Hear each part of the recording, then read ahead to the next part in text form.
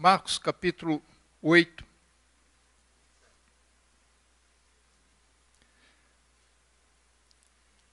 Versículo 27.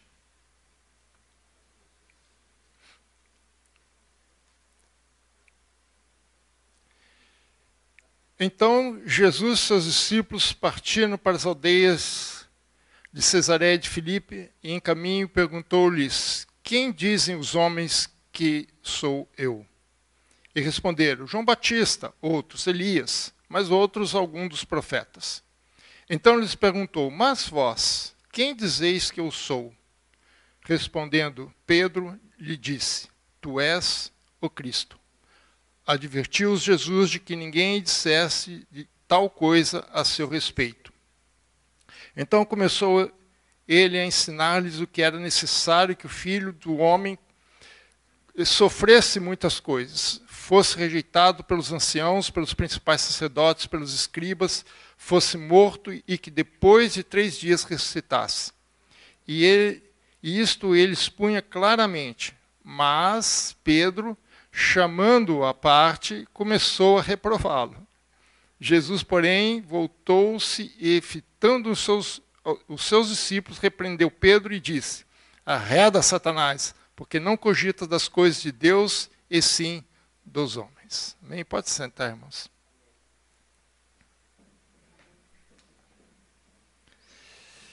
Esse é um momento assim crucial no ministério de Jesus.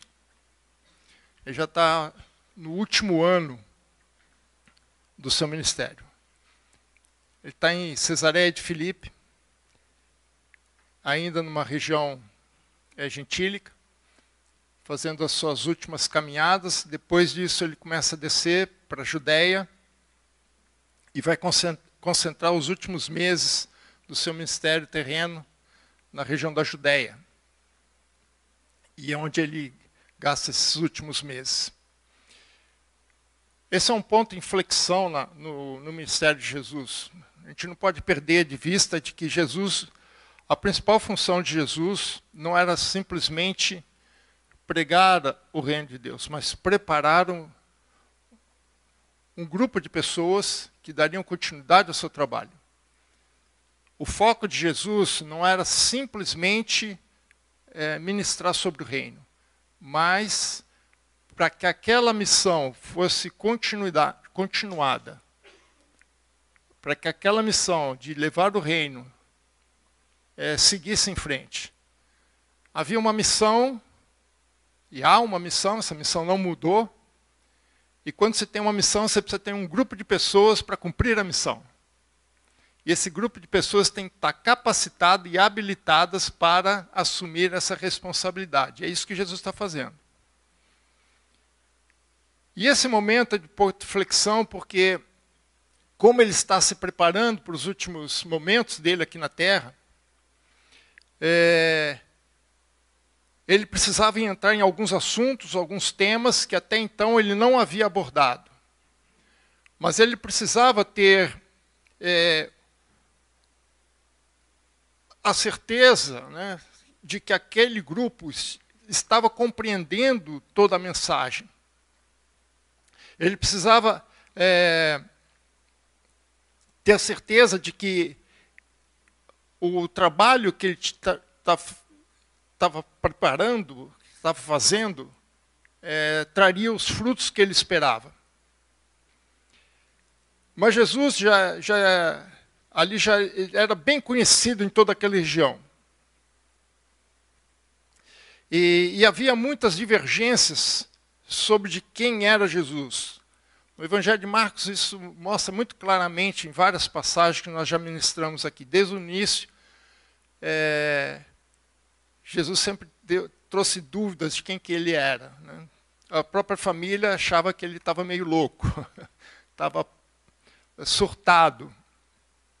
Mas depois de todo esse tempo, depois de tanto tempo de trabalho, Jesus precisava ter certeza que pelo menos eles, aqueles discípulos dele, tivessem um entendimento mais claro de quem era Jesus. E por isso, lá no versículo 27, Jesus introduz uma pergunta que é muito mais retórica. Jesus não esperava realmente nenhuma resposta objetiva sobre isso. No versículo 27, então Jesus e seus discípulos partiram para as aldeias de Cesareia de Filipe e no caminho, enquanto ele estava caminhando, ele perguntou aos seus discípulos, quem é que as pessoas por aí dizem que eu sou?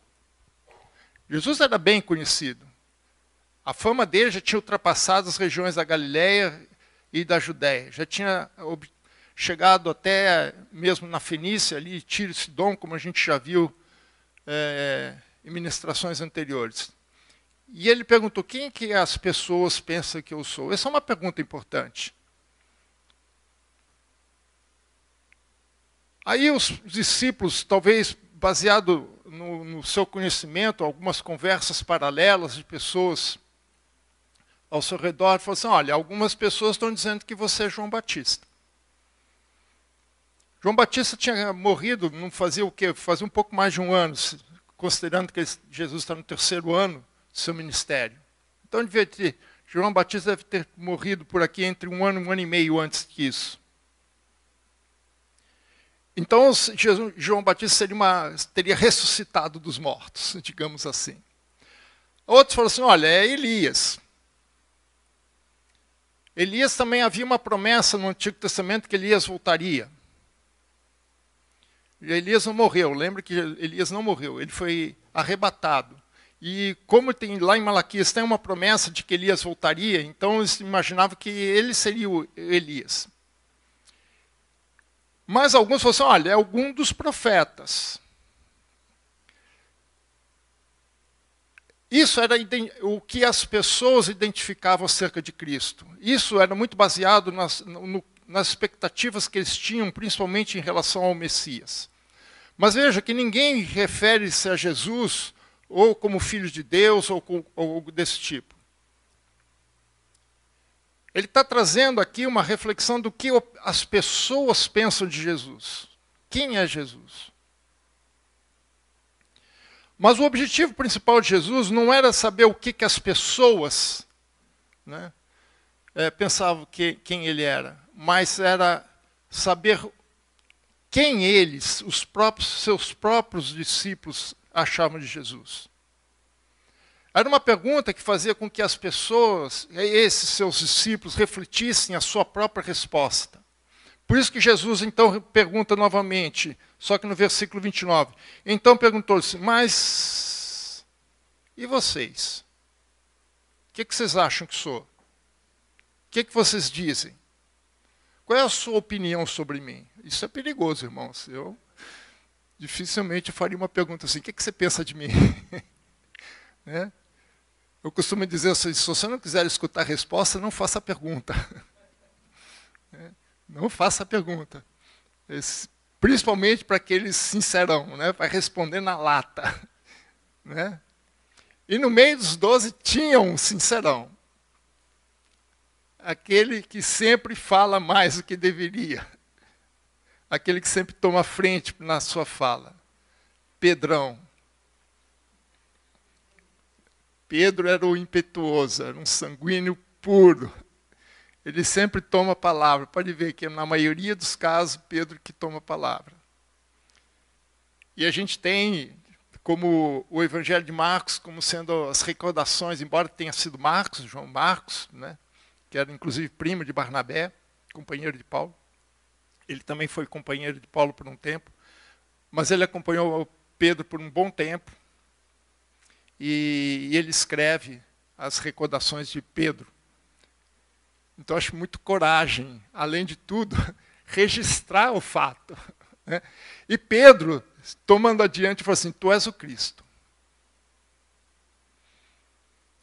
Eu acho que assim, Jesus deve ter sentido aliviado. Falou, beleza, passaram na prova. A primeira fase do treinamento está completada. Agora vamos passar para a segunda fase. Agora vamos para a pós-graduação. Aparentemente, parece uma declaração bem profunda, né? Mas o conceito que eles tinham acerca do Cristo era um tanto confuso. Porque havia muitas expectativas messiânicas naquela época. Cristo, a palavra Cristo é a palavra grega que equivale à palavra Messias em hebraico. Machia, né? Ungido. Cristo é ungido, vem de crió, que é ungir, colocar óleo, né? Cristo é o ungido, Messias. Mas essa expectativa messiânica, a expectativa de que chegasse o Messias, eram um tanto confusas. Porque havia muitos conceitos políticos no meio. A libertação de Roma. Não foi à toa que todo mundo se reuniu contra Jesus na hora da crucifica-o. Porque Jesus não completava o quadro que eles tinham na sua expectativa messiânica. A perspectiva deles era muito associada e ligada com Davi, o rei, o estabelecimento do rei. Eles não entendiam muito bem o que significa esse reino de Deus. Para eles, Israel era o reino de Deus. Então, restaurar o reino de Deus, para eles, de uma certa forma, era restaurar a própria nação de Israel, na sua autonomia política. Por conta disso, era importante que os discípulos tivessem uma consciência clara de quem realmente Jesus era para eles. Disso dependia toda a sequência do treinamento de Jesus e principalmente daquilo que eles fariam no futuro.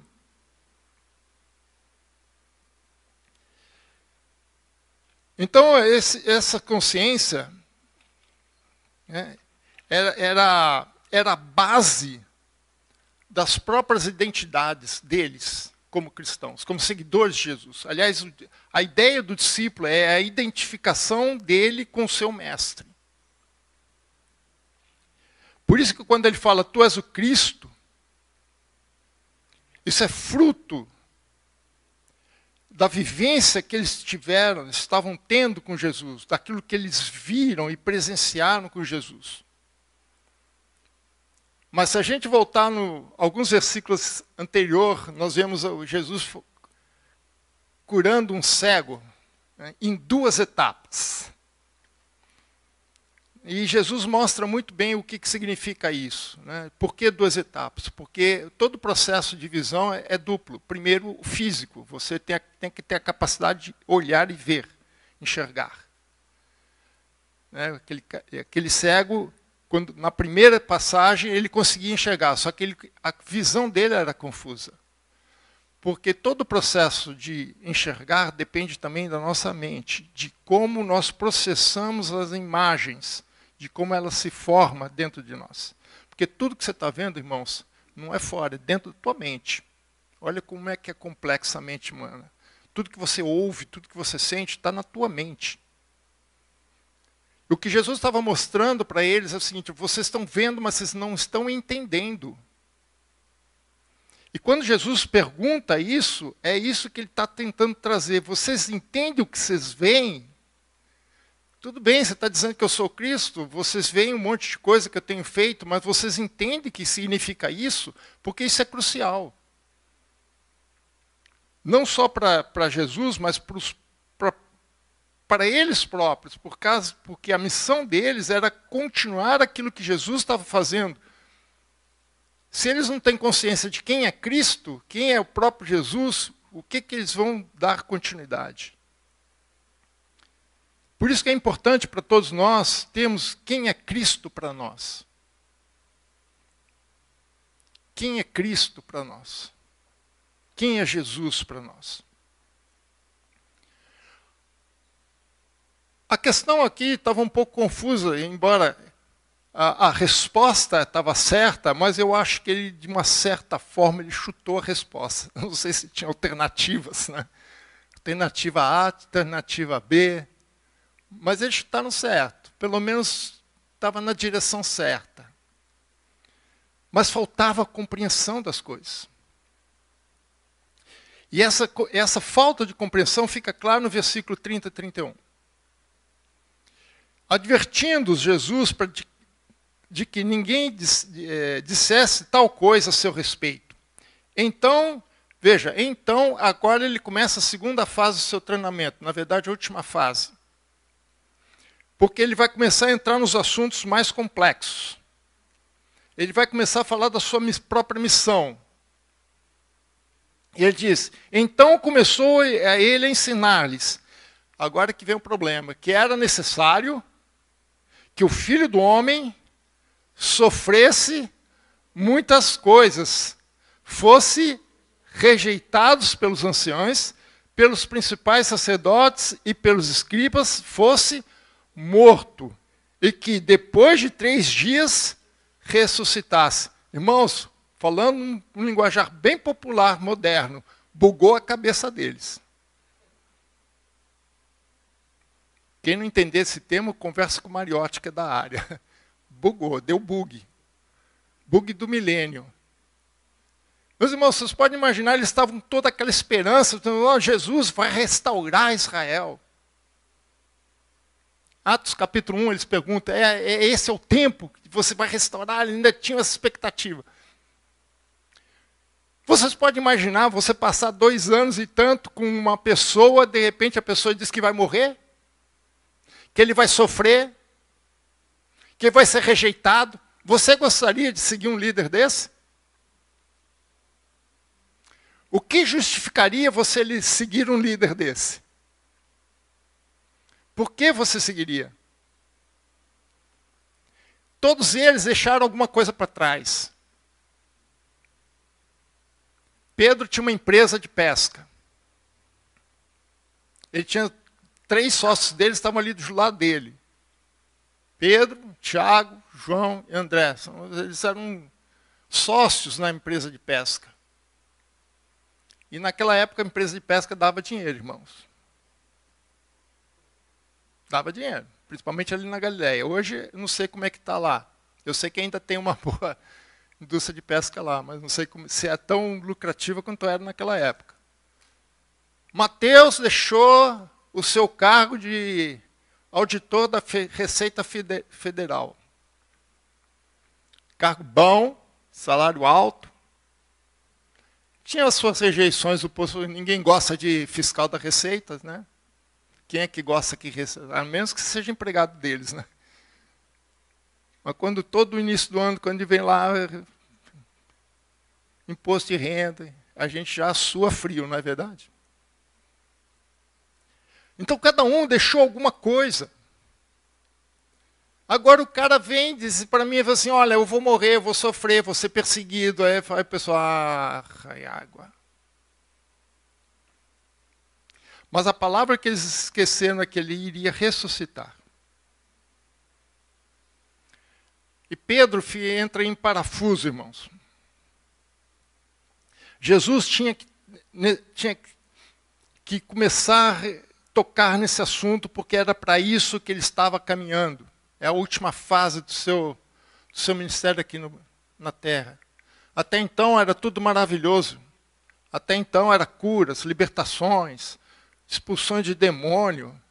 Era um show, irmãos, no bom sentido. Hoje em dia tem shows no mau sentido, né? Mas realmente era uma manifestação do poder de Deus na presença de todo mundo, coisas que ninguém via. Palavras aqui nos textos são sempre assim, maravilharam-se, ficaram extasiados, ficaram encantados, impressionados com aquilo que eles viam. Tudo maravilha, irmãos. Como quem não gosta de bênção? Quem não gosta de ver curas, libertações? Agora Jesus está dizendo, olha, eu vou sofrer. E se ele está falando que ele vai sofrer, significa que eles, como discípulos, como seguidores de Jesus, eles também iriam passar pela mesma coisa. Vocês podem imaginar a cabeça dessas pessoas?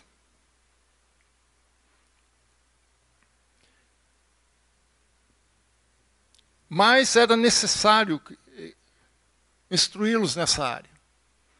Jesus não faz nada sem avisar os seus servos. Jesus avisa as coisas com antecedência. Nos prepara para isso. E Jesus estava chegando no final de sua missão, ele falou assim, eu vou preparar vocês para isso. Eu preciso entrar, tocar nesse ponto, para que vocês não sejam pegos de surpresa na última hora. E não deve ter sido uma conversa curta, irmãos. Deve ter sido uma conversa longa. Eles estavam de viagem. Essas viagens eram tudo a pé. Hoje em dia a gente pega carro, em 10, 15 minutos a gente percorre. Sai daqui para Jundiaí, 50 quilômetros, chega lá em meia hora. Naquela época ele levava horas, quase que um dia inteiro. E em todo esse caminho Jesus ia instruindo eles, falando o que ia acontecer logo em seguida. Aí Pedro não se deu conta. Para variar, Pedrão. Versículo 32. E isto ele expunha claramente, ele não escondeu nada. Jesus não estava escondendo nada. Ele pode esconder as coisas para o mundo, mas para os seus discípulos, para o seu povo, ele não esconde. E deixa tudo, se precisar, ele desenha, sem problema. Tudo claramente. Para não haver dúvidas. E como sempre tem uma adversativa. Mas, novamente o mas. Pedro, para variar o Pedro, chamando Jesus à parte, falou assim, Jesus, para com isso. Sai dessa vida, cara. Que é isso? Quem que gosta de sofrer aqui, irmãos? Com unha encravada a gente reclama, né? Aí Pedro chamou Jesus à parte e começou a reprová-lo. E falou assim, Jesus, para com isso, você está assustando o pessoal. Jesus, porém, voltando... Eu fico imaginando a cara de Jesus nessa hora. Jesus, voltando-se e fitando os seus discípulos, respondeu a Pedro e disse, arreda, Satanás. Dá de retro. Mas não foi ele que acabou de dizer que Jesus era o Cristo? Vocês vejam, irmãos, que embora Pedro tenha dado a resposta certa, ainda era uma resposta confusa. Ainda faltava elementos para eles entenderem o que Jesus realmente era. Arreda, Satanás, porque não cogitas as coisas de Deus, e sim dos homens. Mesmo Pedro identificando corretamente quem era Jesus, ele não tinha a completa compreensão das implicações de suas declarações. Faltava uma compreensão maior, principalmente dos textos do Antigo Testamento. Lembra que aqui não havia, o Novo Testamento está sendo escrito. Aliás, o fato, né, que nós temos foi escrito depois de anos. Na época dos eventos, eles só tinham o Antigo Testamento. E até hoje, irmãos, os judeus têm uma dificuldade muito grande de entender o quarto cântico do servo, que é o servo sofredor. Eles não... Aliás, eu li um livro sobre isso, chamado O Servo Sofredor, é o tema do livro. Várias pessoas escrevem, cada capítulo é uma pessoa. É impressionante que eles não conseguem entender o servo sofredor. E algumas delas são bem confusas e até impossíveis. Qualquer análise gramatical ali simples consegue perceber os furos dessas análises. Porque é confuso mesmo. Por causa da expectativa messiânica dele, de libertação, de ser um Davi, um filho de Davi, libertar de Roma. O que Pedro queria, na verdade, era um reino, a instauração de um reino, mas sem esforço, sem sacrifício, sem cruz.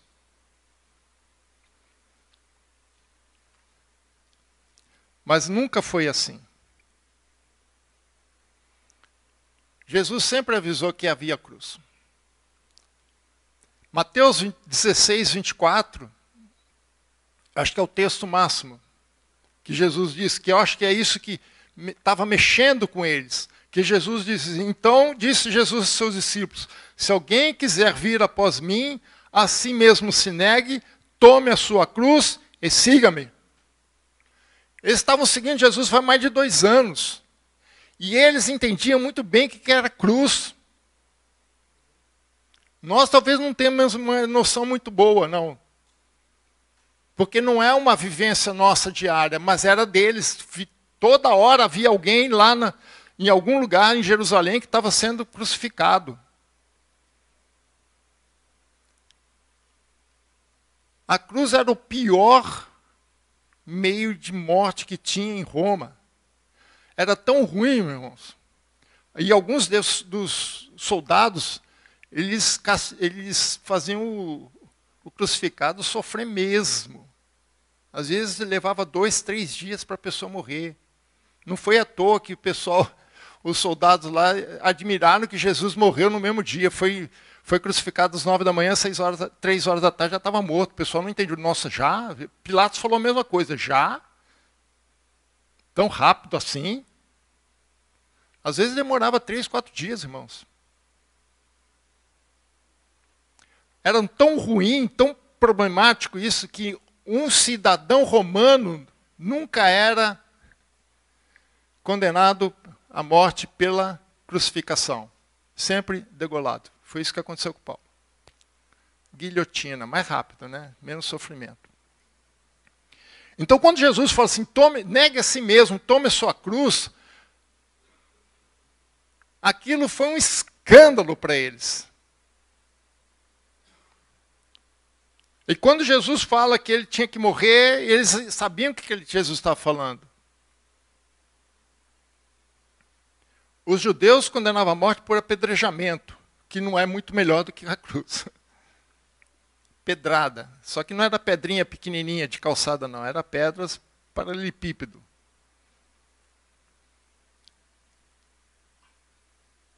Agora, era importante Jesus esclarecer isso na mente deles. Porque era importante eles entenderem quem era Jesus, quem era o Cristo, qual é a missão do Cristo, o que Cristo veio fazer aqui, para que eles pudessem levar essa mensagem para frente. Eles tinham que ter uma plena identificação de quem era Jesus. Porque a nossa identidade como discípulos de Cristo depende da nossa compreensão de quem Jesus é e das suas implicações.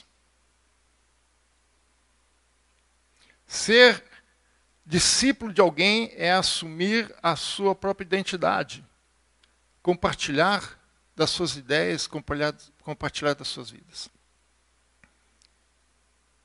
Por isso que Paulo, lá em 1 Coríntios 11:1, ele diz, sede meus imitadores, assim como eu sou de Cristo. Não é uma frase muito fácil, porque há implicações nisso.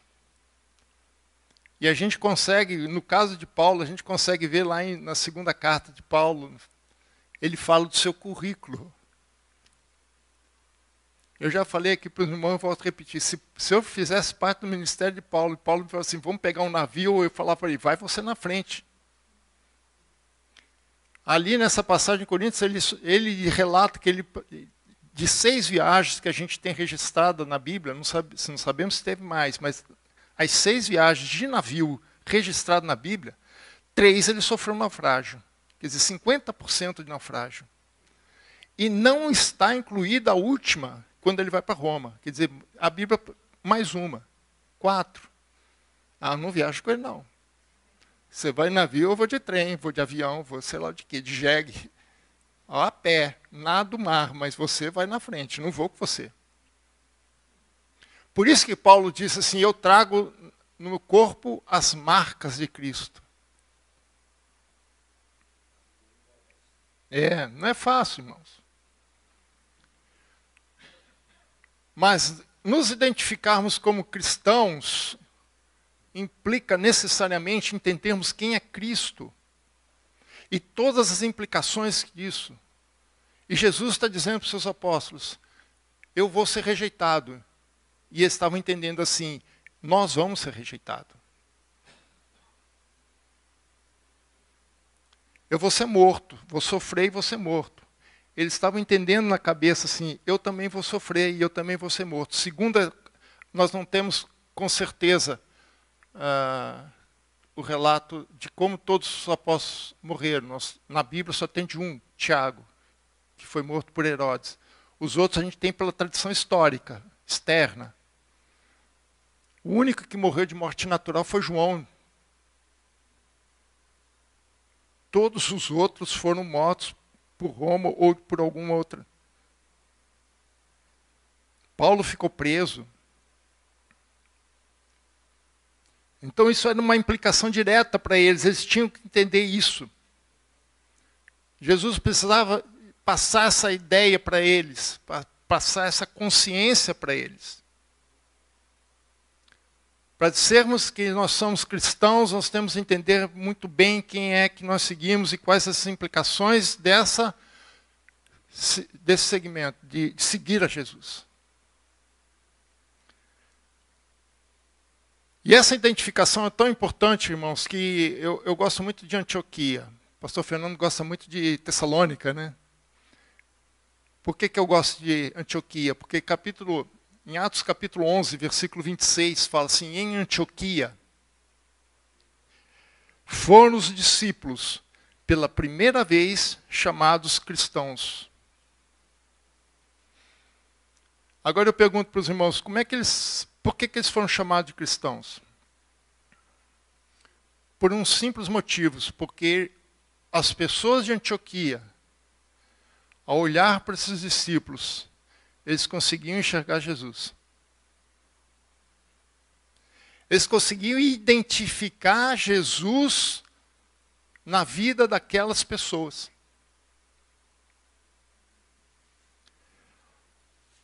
O que me causa aqui impacto, irmãos, é que o mundo vai ver Cristo através de nós.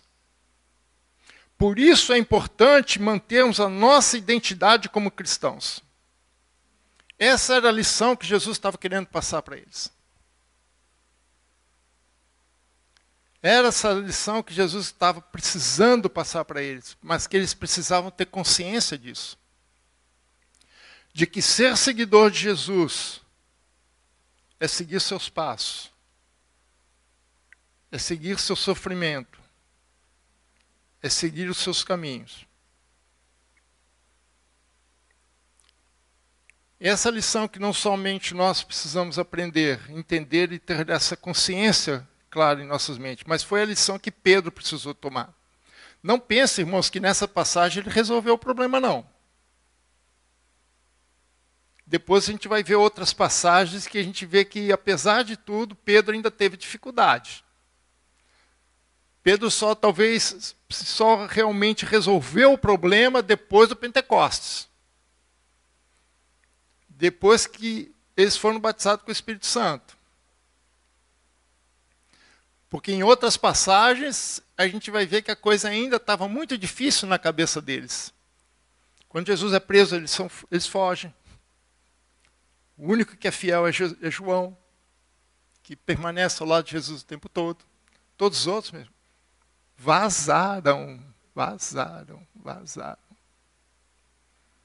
Só temos notícia de Pedro e João.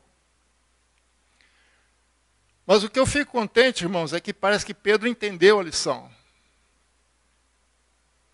E como é que eu sei que ele compreendeu essa lição? Primeira carta de Pedro, vamos ver Pedro falando. Capítulo 2,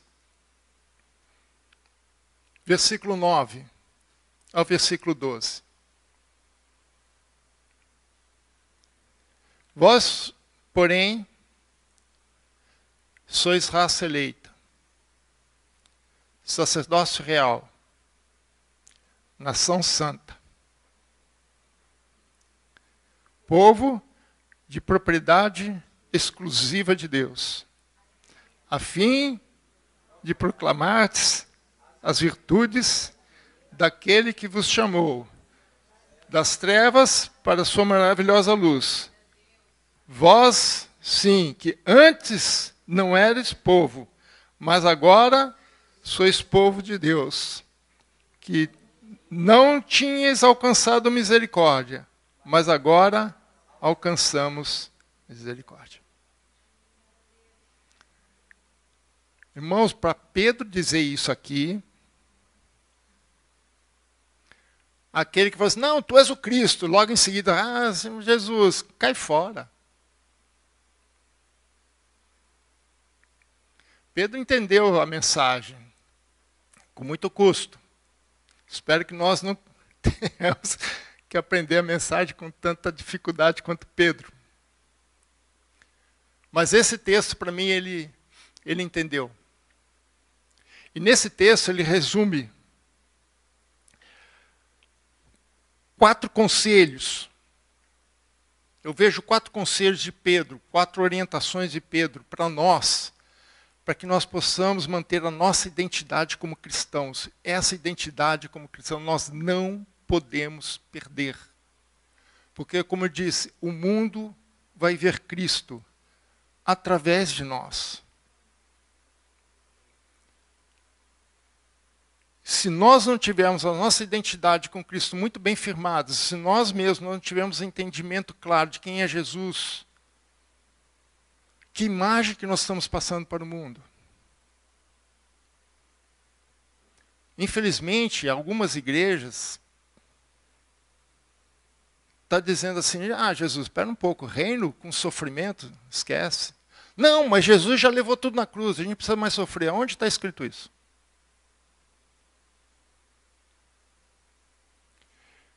Esse texto que nós lemos de Marcos, Jesus está dizendo claramente o que ia acontecer com ele. Não foi obscuro, não foi, não, Jesus não falou assim, olha, isso aqui é só comigo, vocês ficam fora. Não. Jesus estava querendo dar consciência a eles de que assim como Jesus sofreu, eles também sofreriam. Essa era a cruz que eles tinham que carregar. Essa é a cruz que nós devemos carregar. Cruz não é aquele professor chato, aquele colega de trabalho chato, não. Cruz é morte, é sacrifício. E vejamos esses 4 conselhos, que é importante para nós mantermos a nossa identidade como cristãos. Para não perdermos essa identificação como cristãos. Primeiro conselho que Pedro nos dá, não esqueça de quem você é em Cristo. Quem você é em Cristo? Ele diz aqui, capítulo 2, versículo 9 de 1 Pedro, vós, porém, sois raça eleita. Eu não gosto muito da palavra raça, mas é povo eleito, etnia eleita. Eleito, sacerdócio real, nação santa, povo de propriedade exclusiva de Deus. Pedro, ele usa o texto de Êxodo, capítulo 19, versículos 5 e 6, quando Deus fala isso para Israel. Pedro está transportando o conceito que Deus deu a Israel, lá no Monte Sinai, quando ele está fazendo uma aliança com Israel. Agora Pedro está trazendo para nós, lembre-se, Deus não tem 2 povos, só tem um. Em Israel, veja só o que ele fala lá em Êxodo 19. Agora, pois, se diligentemente ouvires a minha voz. Ouvir a voz de Deus diligentemente significa obedecer. E guardares a minha aliança, então sereis a minha propriedade peculiar. Sabe o que significa propriedade peculiar, irmãos? Tesouro pessoal. Na King James ele traduz assim, tesouro, você é um tesouro na mão de Deus. E é um tesouro tão precioso que ele não divide você com ninguém. É um tesouro pessoal que faz parte do tesouro de Deus. Vocês são propriedade peculiar, pessoal de Deus, dentre todos os povos, porque toda a terra é minha. Vós me sereis reino de sacerdotes e nação santa.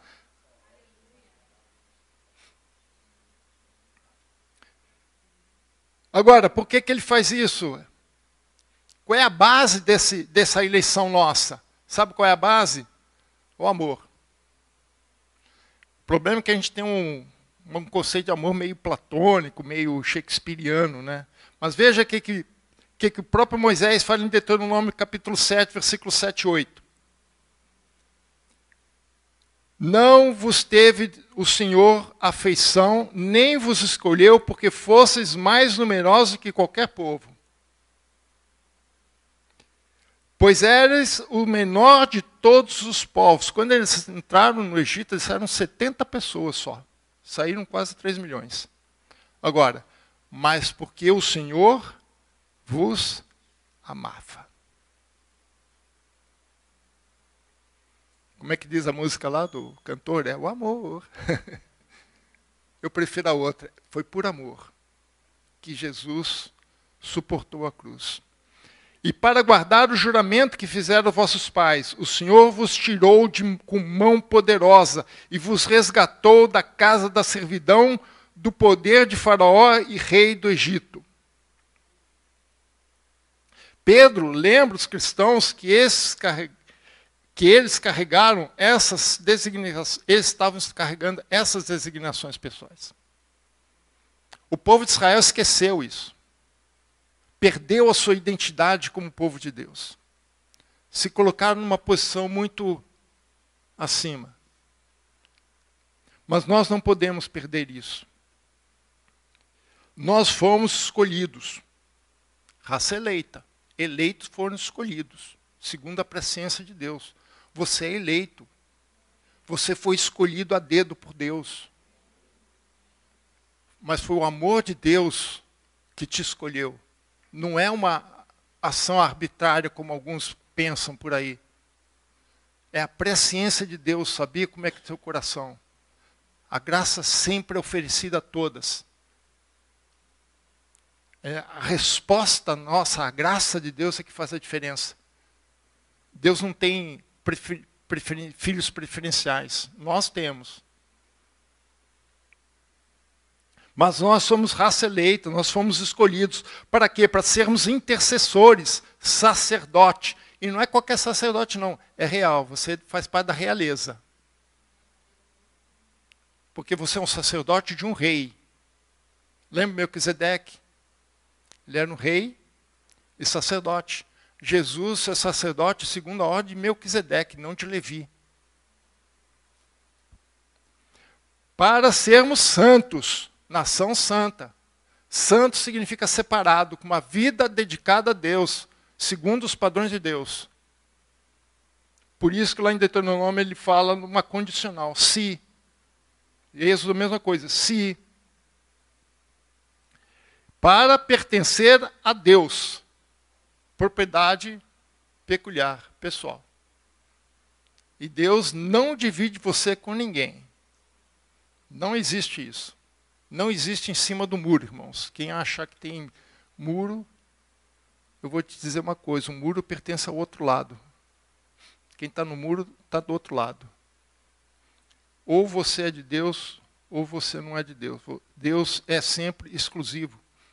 Jesus mesmo disse, quem comigo não ajunta, espalha. Não tem meio termo. Nós somos propriedade exclusiva de Deus. Nação santa, escolhidos por Deus. Não se esqueça disso. Quem somos nós em Cristo? Segundo, não esqueça onde você estava antes de Cristo. Às vezes a gente esquece um pouco o nosso passado. Diz os historiadores que quem esquece o passado perde o seu futuro. O nosso passado é o nosso lastro. Nós não temos que ficar presos a ele, mas nós temos história, nós temos tradições. Tradições não no sentido negativo, mas no sentido positivo. Eu e o pastor Fernando fomos ordenados juntos, né? Mesma turma de ordenação. Mas uma coisa na época que eu senti muito, assim, foi muito forte para mim, na minha ordenação, é que isso vem há 2000 anos. A bênção que Jesus deu lá atrás para os apóstolos vem até hoje aos nossos dias e nos alcança. Não há descontinuidade, há uma continuidade da história. Nós temos que saber de quem nós éramos antes de Cristo. Veja o versículo 10. Vós, sim, que antes não eram povo, mas agora sois povos de Deus, que não tinhas alcançado a misericórdia, mas agora alcançaste misericórdia. Quando Pedro cita isso aqui, lá ele faz referência a Êxodo 19, é porque Israel tinha sido escravo por mais de 400 anos no Egito.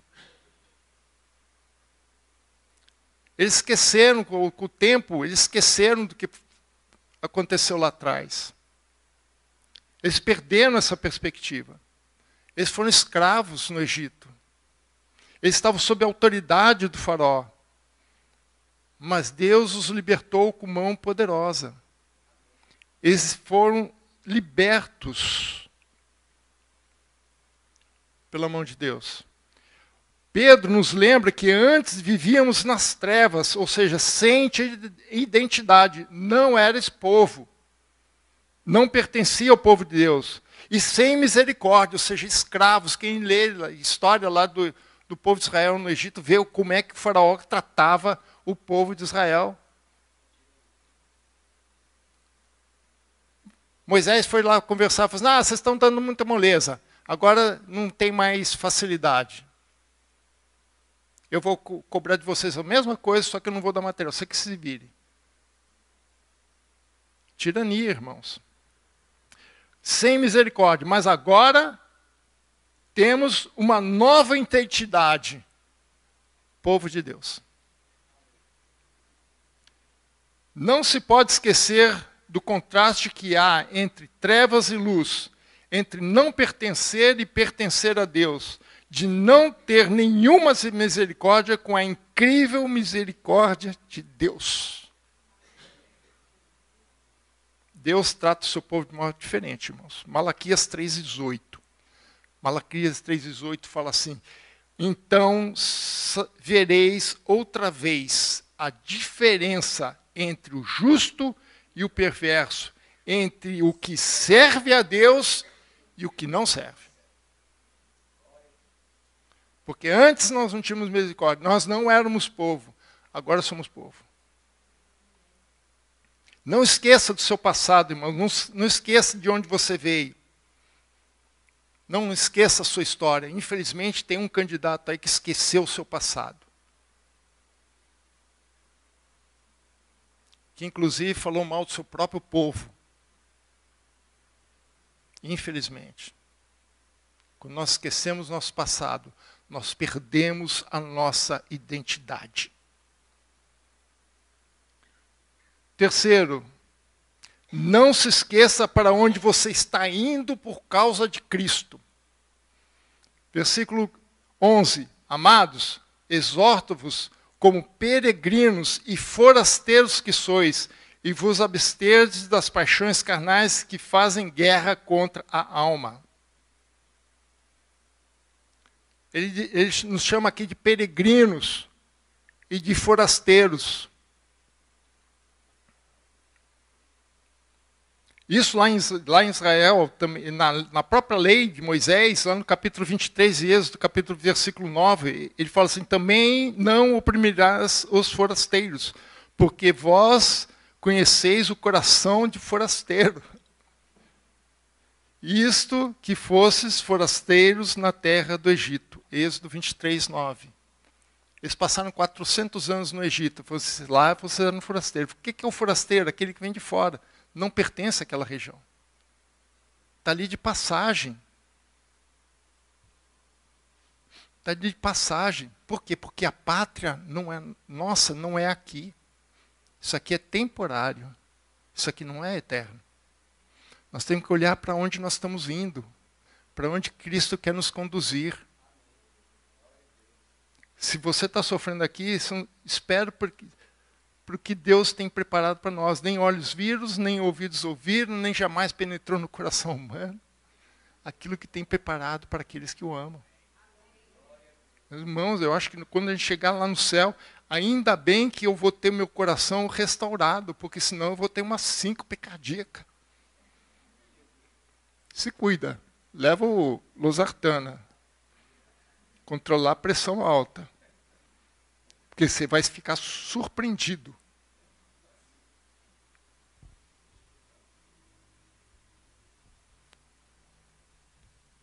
Nós somos cidadãos de outro reino. Filipenses 3:20. Filipenses 3:20. Pois a nossa pátria está nos céus, de onde também aguardamos o Salvador, Jesus Cristo. Nossa pátria não é aqui, meus irmãos.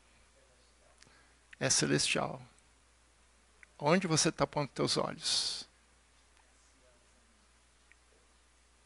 E ele fala também, abster-vos das paixões carnais. Que ele está dizendo assim, não se prenda a esse mundo. Aquilo que o mundo te oferece. Aquilo que o mundo te seduz. Não estou dizendo aqui que você não deve procurar um bom emprego, ter uma boa casa. Não é isso. Mas não se prenda a isso. Não faça disso um objetivo de vida. Tenha, obviamente tenha. Meu pai sempre falava para mim, né, me ensinava quando criança, adolescente, né, quem casa quer casa.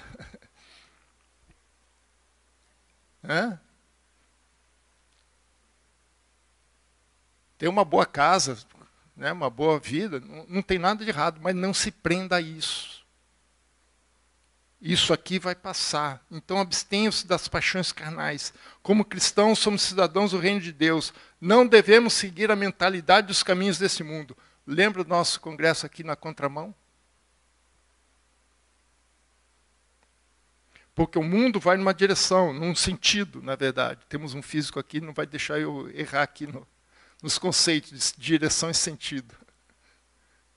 A direção é a mesma, né, doutor? Mas os sentidos são opostos. O mundo está numa direção, num sentido contra Deus. Nós estamos num sentido a favor de Deus. Na verdade, é o mundo que está contra a mão.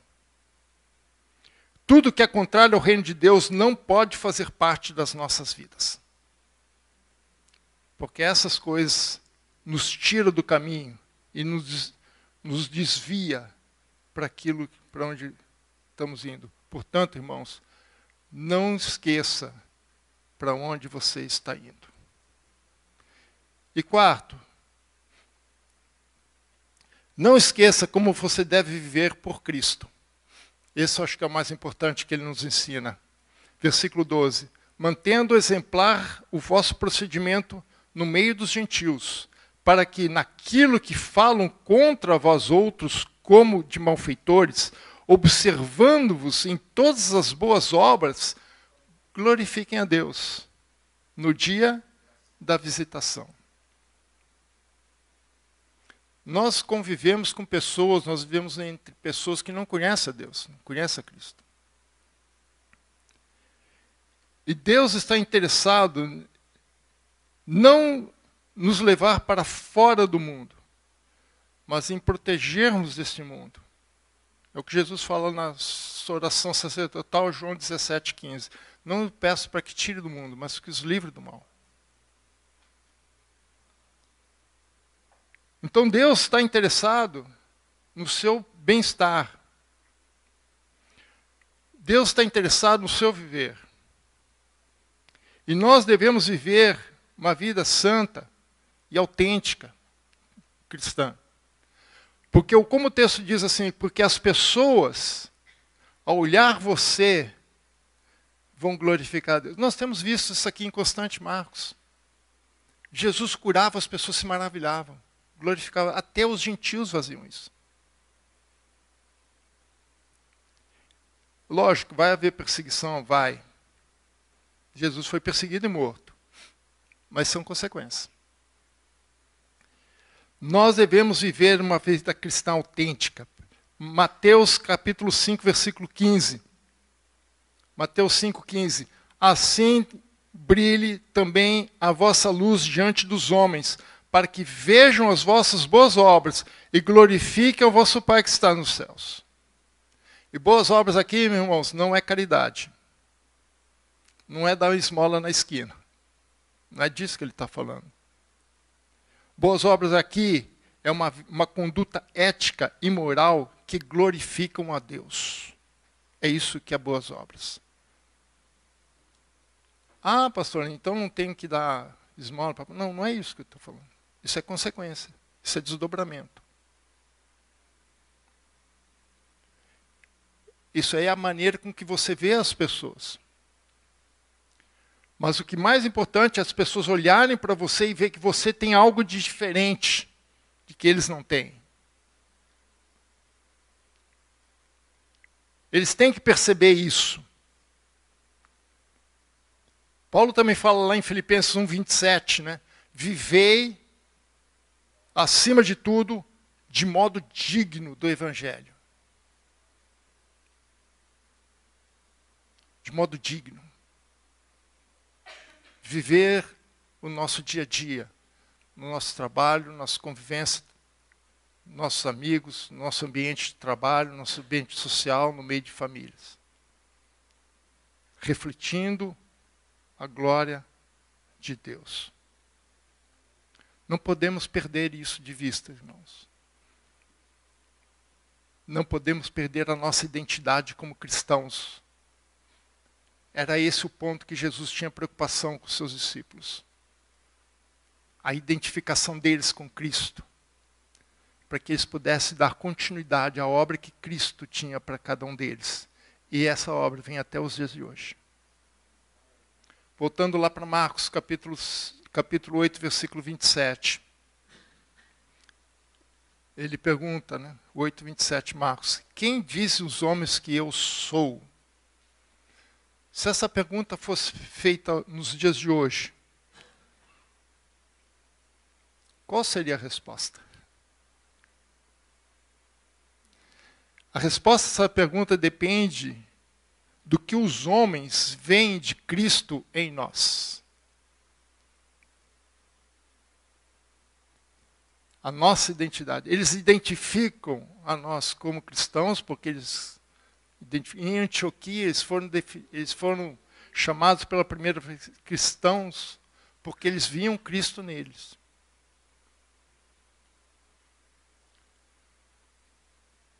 João capítulo 14, versículo 9, nos esclarece essa ideia. Quando Filipe pergunta para Jesus, mostra-nos o Pai, veja o que Jesus respondeu. Disse-lhe Jesus, Filipe, tenho tanto tempo estado convosco e não me tens conhecido. Quem vê a mim, vê o Pai.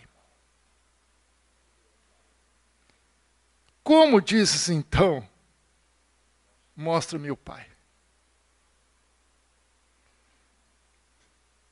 Uma vez eu li uma frase que achei muito interessante. Se alguém te acusar você de cristãos, eles teriam prova suficiente para te condená-lo?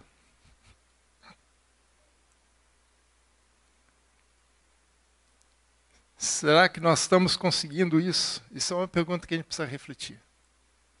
Essa era uma pergunta crucial que Jesus precisava fazer aos seus apóstolos. E essa era uma pergunta que eles, apóstolos, precisavam responder. No início, Pedro fez a confusão. Levou ainda um bom tempo para que Pedro conseguisse realmente ter uma consciência do que significava a resposta que ele próprio deu. Felizmente ele entendeu e nos deixou a lição para nós seguirmos. Que essa lição seja para nós. Que nós também possamos perguntar para nós mesmos e respondermos, quem é Jesus para nós? Que essa foi a segunda pergunta. E vocês, quem dizem? Disso depende toda a nossa vida como cristãos. Amém?